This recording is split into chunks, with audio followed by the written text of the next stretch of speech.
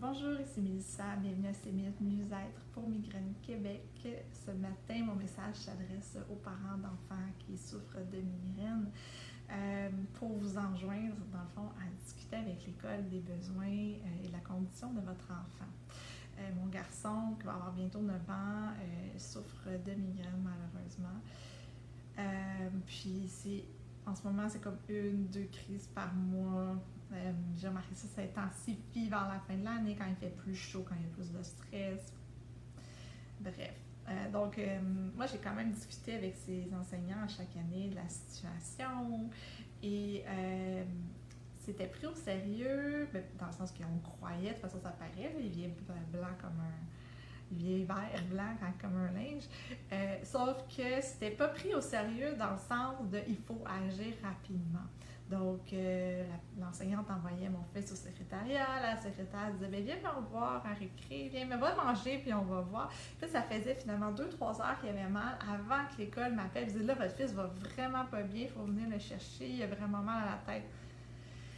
Donc, puis là, il perdait comme sa journée au complet parce que là, il souffrait tout le reste de la journée. L'ibuprofène ne faisait pas tant effet parce que là, il était rendu, ça faisait comme déjà 2 heures qu'il avait mal. Il perdait sa journée puis il souffrait beaucoup. Puis ça l'impactait beaucoup de manquer autant l'école à cause de ça. J'en ai discuté avec ma neurologue pour savoir quelle stratégie on pourrait mettre en place. Dans son cas, l'ibuprofène fait effet. Donc, ce qu'elle m'avait proposé, elle dit bien voir si il pourrait avoir ses comprimés à l'école puis prendre au début de la crise et puis s'isoler un petit moment le temps que ça passe. Donc, j'ai rediscuté avec l'enseignante de cette année. J'ai vraiment expliqué qu'est-ce que c'était la migraine, qu'est-ce que ça faisait, comment ça se vivait chez mon garçon. Et par contre, pour ce qui est de la médication, à l'école, c'est pas possible. L'école m'a répondu en fait que c'est un médicament qui se prend au besoin. Donc, ils peuvent pas, eux, avoir la responsabilité de déterminer, dans le fond, est-ce que l'enfant a vraiment mal ou pas, parce que c'est malheureusement invisible. Donc, c'est pas comme la pompe d'asthme que ça, il peut y avoir accès parce que ça paraît qu'il est essoufflé. Ça, c'est comme le grand débat de ce qu'on vit comme condition. Le fait que c'est une maladie invisible, ça emmène toutes les batailles qu'on vit à l'école, dans le milieu de travail. Mais c'est pas là que je veux aller. Je veux aller sur le fait que finalement, malgré tout, là, ce qu'on a convenu comme plan de match, c'est que lorsque mon garçon a mal, il va aviser son enseignante, il va aller au secrétariat, la secrétariat va m'appeler, je vais aller lui porter ses comprimés parce que moi j'ai le droit de lui donner.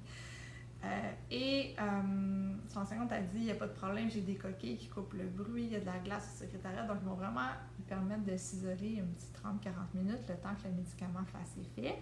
Si ça ne fait pas effet, là, ils vont me rappeler, je vais venir le chercher. Donc, ce qu'on espère, c'est que comme ça, il va manquer moins de journées d'école, puis ça va moins avoir un impact, puis il va se sentir un peu plus en contrôle de sa condition, dans le fond. Alors, c'est un peu compliqué. Une chance que je suis à la maison parce que je ne travaille pas au centre-ville, là, ça ne fonctionnerait pas comme plan. Mais c'est le plan qu'on a trouvé pour l'instant.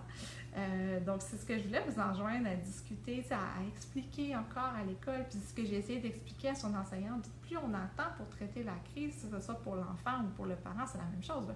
Plus on attend pour traiter la crise, bien moins le médicament fait effet. C'est un peu comme un incendie. Là. Je dis là, il faut éteindre le feu au début. Là, quand c'est rendu qu'il faut appeler les pompiers, c'est parce qu'on n'a pas agi assez vite. C'est pour ça que je veux qu'on le traite vite et qu'on le prenne au sérieux.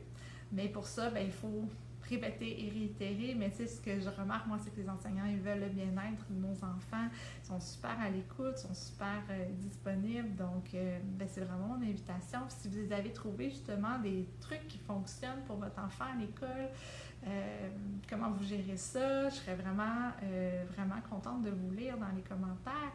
Et si c'est un sujet qui vous intéresse également, on va commencer à faire beaucoup plus de diffusion d'informations par rapport à la migraine chez l'enfant dans les prochains mois. Donc, restez à l'affût. Sur ce, je vous souhaite une bonne semaine.